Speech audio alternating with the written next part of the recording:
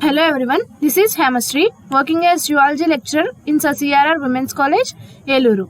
Now I am going to describe about the topic 2.2 Taxonomy, General Description, Distribution, Food and Feeding Habits, Reproduction, Craft and Gear, Fish Utilization of Mackerel and Hilsa in Unit 2 Estuarine Fishery. Paper title Capture Fishery 2. So let's start the topic.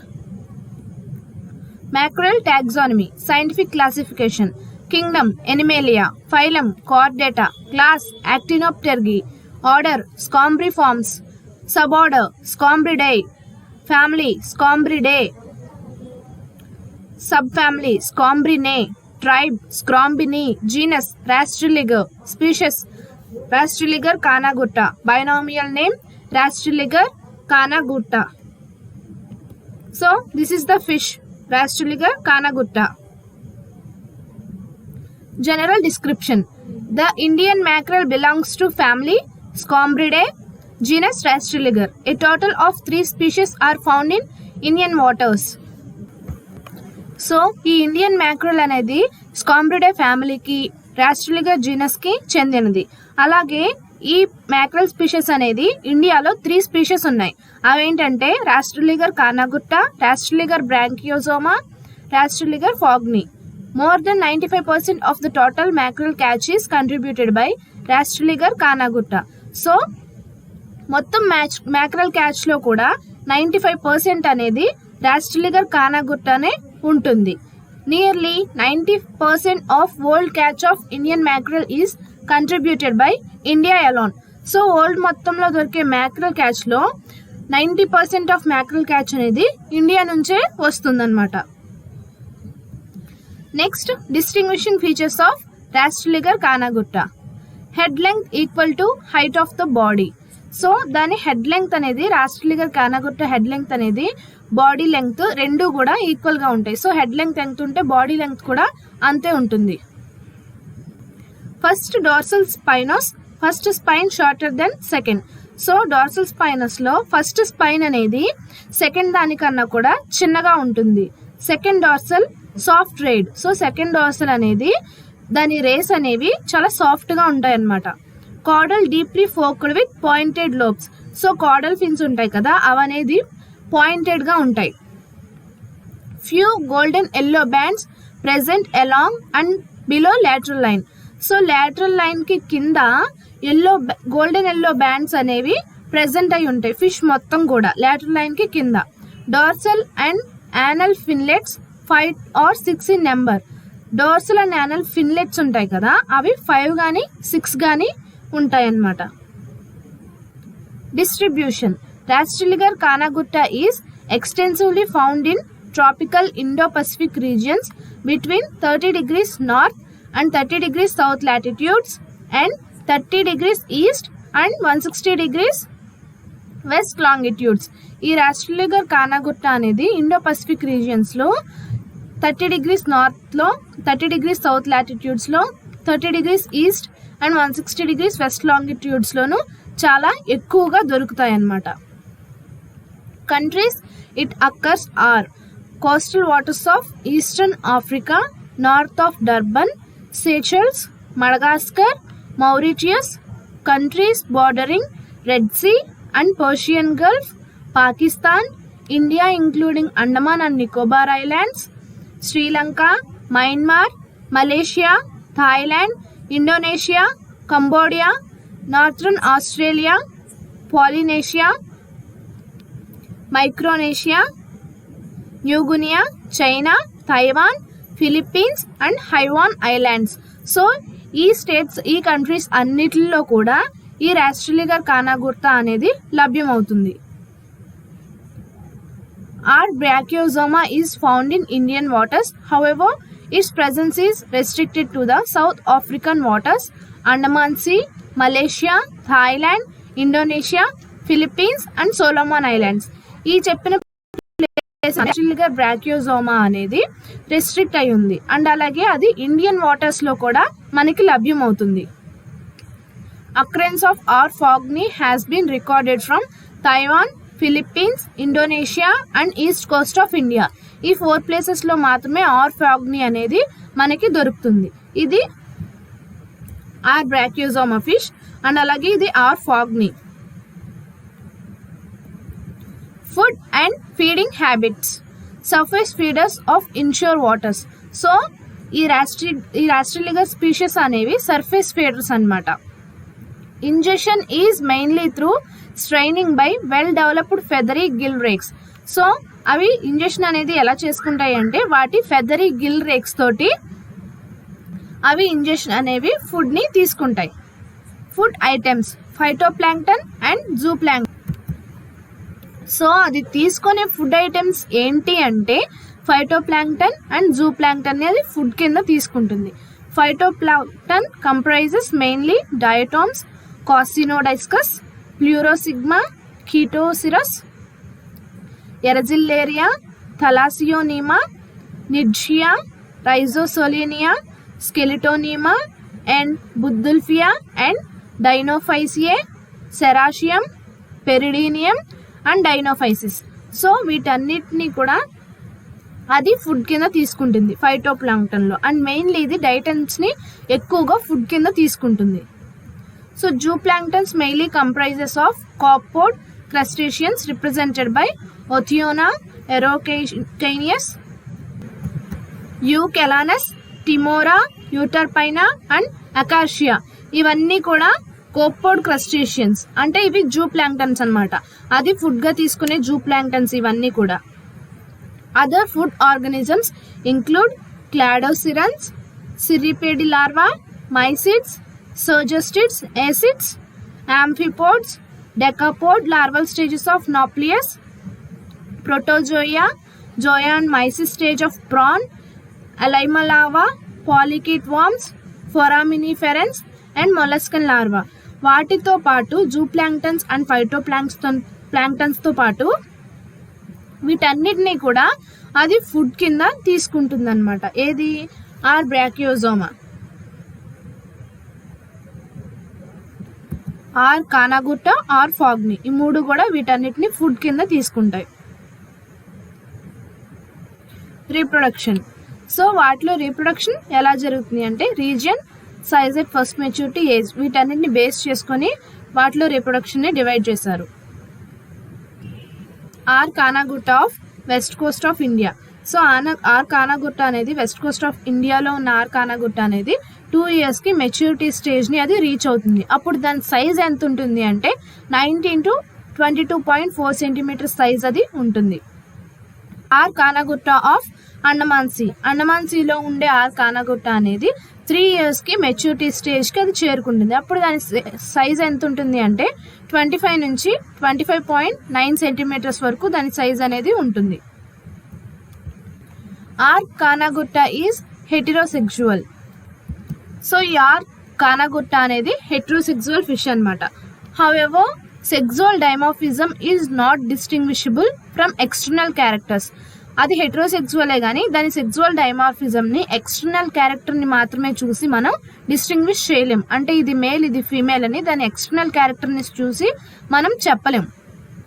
Sexes can be separated from gonadal examination only after attaining size of 12 centimeters. So మనం ఇది male ఇది ఫీమేల్ని ఎప్పుడు చెప్పగలుగుతాము అంటే దాన్ని గొనాడల్ examination చేసినప్పుడే. అది 12 centimeters ఉన్నప్పుడు దాన్ని గొనాడల్ ఎగ్జామినేషన్ చేసినప్పుడు మాత్రమే ఏది మేల్ ఏది ఫీమేల్ అనేది మనం చెప్పగలుగుతాం. As stated before, the general age of attaining maturity is about 2 years. జనరల్గా అది మెచ్యూరిటీకి ఎప్పుడు రీచ్ అవుతుంది అంటే దానికి 2 years ఏజ్ ఉన్నప్పుడు.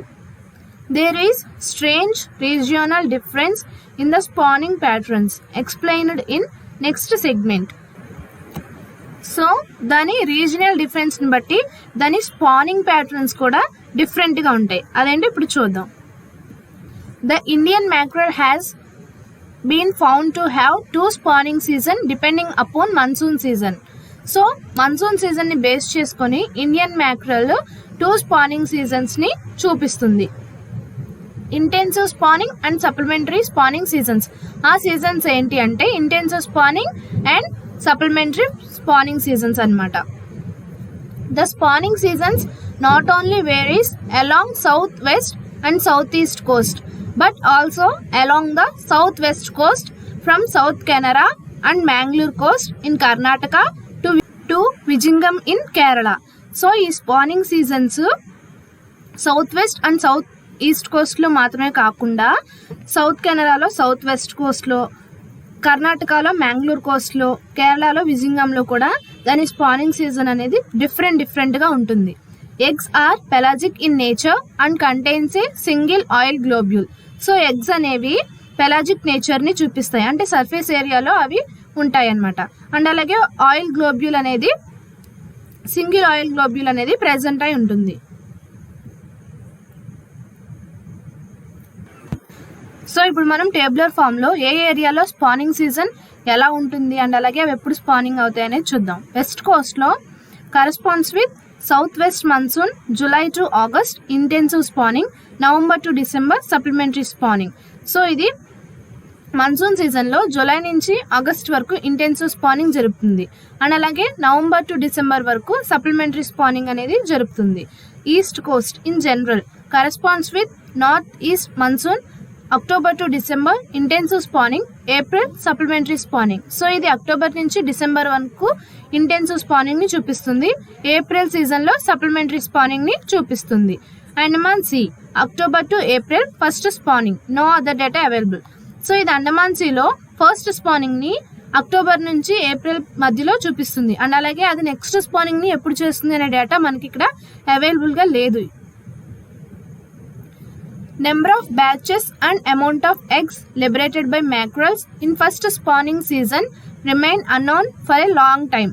సో చాలా వరకు కూడా ఈ మ్యాక్రల్ లాంగ్ టైం వరకు ఈ మ్యాక్రల్స్ అనేది ఫస్ట్ సీజన్లో ఎన్ని ఎగ్స్ని రిలీజ్ చేసింది అండ్ అలాగే ఎన్ని బ్యాచెస్గా ఎగ్స్ని రిలీజ్ చేసింది అనేది తెలీదు. It was later established that a 28 centimeters or Kanagutta releases its eggs in 3 batches in one spawning season. So later ఏం ఎస్టాబ్లిష్ చేశారు అంటే 28 సెంటీమీటర్స్ ఉన్న ఆర్ కానాగుట్ట అనేది ఎగ్స్ని ఒక స్పానింగ్ సీజన్లో 3 బ్యాచెస్ కింద రిలీజ్ చేస్తుంది. Eggs released in each batch and total fecundity is given in the following table. So ఏ బ్యాచ్లో ఎంత ఎగ్స్ రిలీజ్ చేసింది అనేది ఈ టేబుల్లో ఉంది. ఫస్ట్ బ్యాచ్లో ఎన్ని ఎగ్స్ రిలీజ్ చేసింది అంటే 45,000 ఎగ్స్, సెకండ్ బ్యాచ్లో 27,000 ఎగ్స్, థర్డ్ బ్యాచ్లో 38,000 ఎగ్స్. సో టోటల్గా 3 బ్యాచెస్లో కలిపి ఎన్ని ఎగ్స్ రిలీజ్ చేస్తుందంటే 1,10,000 ఎగ్స్ని ఈ ఫిష్ అనేది రిలీజ్ చేస్తుంది. Next crafts and gear. Basic crafts used for fishing on west coast are dugout canoes, canoe boats, plank built boats and catamarans.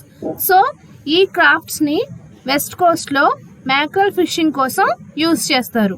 Types of gears used are boat seines, beach seines or drag nets, gill nets comprising mainly drift nets and cast nets. So ఈ గియర్స్ని వాళ్ళు mackerel fishing కోసం ఎక్కువగా use చేస్తారు. Next fish utilisation. Mackerel is an important food fish that is consumed worldwide. So mackerel అనేది food fish అన్నమాట and అలాగే దాన్ని వరల్డ్ వైడ్గా కన్జ్యూమ్ చేస్తారు. As an oily fish it is rich source of omega-3 fatty acids. So ఇందులో omega-3 fatty acids అనేవి ఉంటాయి. ఇది ఒక ఆయిలీ ఫిష్ అనమాట. The flesh of mackerel spoils quickly especially in the tropics and can cause scombroid food poisoning. So ఈ mackerel flesh అనేది త్వరగా spoil అయిపోతుంది అనమాట. అందువల్ల ట్రాపిక్ రీజియన్స్లో దీన్ని ఎక్కువగా యూజ్ చేయరు అండ్ అలాగే ఆ స్పాయిల్ అయిపోయిందని తినడం వల్ల వాళ్ళకి స్కాంబ్రాయిడ్ ఫుడ్ పాయిజనింగ్ అవుతుంది. In France mackerel was traditionally pickled with large amount of salt which allowed it to be sold widely across the country. So ఫ్రాన్స్లో మ్యాక్రల్ని ఏం చేస్తారు అంటే సాల్ట్ వేసి ప్రిజర్వ్ చేస్తారనమాట. సో దాన్ని వాళ్ళు వరల్డ్ వైడ్గా అమ్ముతారు. Next hilsa taxonomy. Scientific classification. Kingdom Animalia, Phylum Chordata, Class Actinopterygii, Order Clupiformes, Family Clupidae, Genus Tenulosa, Species Tenulosa ilicia, Binomial name Tenulosa ilicia. So ఇది Hilsa fish. Next, general description. It has no dorsal spines but 18 to 21 dorsal soft rays and anal soft rays. దానికి dorsal spines అనేవి ఉండవు, కానీ 18 to 21 dorsal soft rays and అలాగే anal soft rays అనేవి దాని body మీద present అయి ఉంటాయి. The belly has 30 to 33 scutes. దాని బెల్లి మీద 30 నుంచి 33 స్క్యూట్స్ అనేవి ఉంటాయి. స్క్యూట్స్ అంటే హార్నీ స్కేల్స్ అనమాట, వాటిని స్క్యూట్స్ అంటారు. సో అవి దాని బెల్లి మీద 30 నుంచి 33 వరకు ప్రెజెంట్ అయి ఉంటాయి. There is a distinct median notch in the upper జా. దాని అప్పర్ జా మీద నాచ్ అనేది ప్రెజెంట్ అయి ఉంటుంది. Gill rakers fine and numerous, about 100 to 250 on the lower part of the arch and the fins are haline. So gill rakers అనేవి ఫైన్గా and అలాగే చాలా ఉంటాయి. అవి ఎన్ని ఉంటాయి అంటే 100 నుంచి 250 వరకు లోవర్ పార్ట్ మీద ప్రెజెంట్ అయ్యి ఉంటాయి. అండ్ అలాగే ఫిన్స్ అనేవి హ్యాలైన్ అనమాట, అంటే ట్రాన్స్పరెంట్ ఫిన్స్ అనేవి ప్రెజెంట్ అయి ఉంటాయి అన్నమాట. The fish shows A dark blot behind Gill opening followed by a series of small spots along the flank in juveniles. So ఈ జువెనైల్స్లో ఫిష్ మీద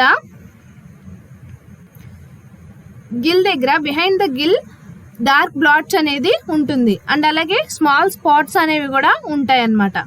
colour in life silver shot with gold and purple. So దాని life అంతా కూడా దాని colour silver shot with gold and పర్పుల్గా ఉంటుంది. Next, distribution. It is a very popular and sought after food fish in the Indian subcontinent. ఇది చాలా popular fish and అలాగే Indian సబ్ కాంటినెంట్లో ఈ ఫిష్ని ఫుడ్ కింద తీసుకుంటారు.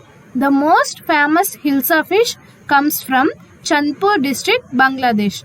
మోస్ట్ ఫేమస్ హిల్సా ఫిష్ అనేది బంగ్లాదేశ్లోని చంద్పూర్ డిస్ట్రిక్ట్ నుంచి ఎక్కువగా లభ్యమవుతుంది. It is the national fish of Bangladesh and the state fish of West Bengal. So Bangladesh వాళ్ళకి ఇది నేషనల్ ఫిష్ అండ్ అలాగే వెస్ట్ బెంగాల్ వాళ్ళకి state fish. The fish contributes about 12% of the total fish production and about 1.15% of GDP in Bangladesh. బంగ్లాదేశ్లోని total fish ప్రొడక్షన్లో 12% fish production అనేది ఈ hilsa fish contribute చేస్తుంది and అలాగే 1.15% ఆఫ్ గ్రాస్ డొమెస్టిక్ ప్రోడక్ట్ని ఇస్తుంది. Next, food and feeding habits. Hilsa is primarily a plankton feeder and its food includes blue green algae, diatoms, desmids, copepods, cladocera, rotifers etcetera. Hilsa fish అనేది plankton feeder అనమాట.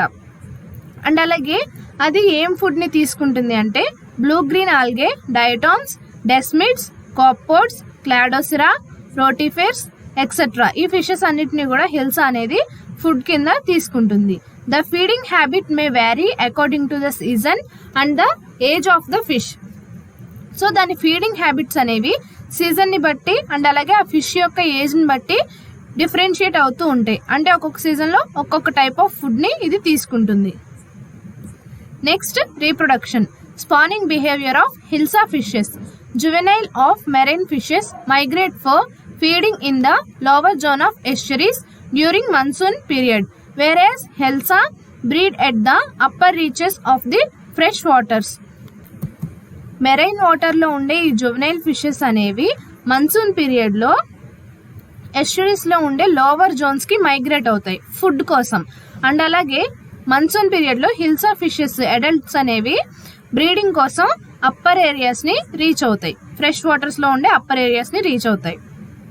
Hilsa fecundity ranges from 1.5 to 2.0 million eggs per fish, ranging in length from 35 to 50 centimeters. So 35 నుంచి 50 centimetres length ఉన్న ఈ hilsa fishes అనేవి 1.5 to 2.0 million ఎగ్స్ని release చేస్తాయి. Next craft and gear. Small motorized boats were most commonly used in hilsa fishing in the study area. So ఈ హిల్సా ఫిష్ని fishing చేయడానికి small motorized బోట్స్ని కామన్గా యూజ్ చేస్తారు. 61 small motorized fishing boats chandi nauka were found during study period. So ఈ 61 small motorized fishing బోట్స్ని use చేస్తారు. వాటిని చండీ నౌకా అని అంటారు. These boats having length ranging between 5.31 to 7.6 meters, wide 1.40 to 1.65 meters and depth 0.45 to 1 meter. So ఈ boats length ఎంత ఉంటుంది అంటే 5.31 to 7.6 meters లెంగ్త్ అండ్ అలాగే 1.40 to 1.65 meters విడ్త్ అండ్ అలాగే 0.45 to 1 meter డెప్త్ ఉంటుంది.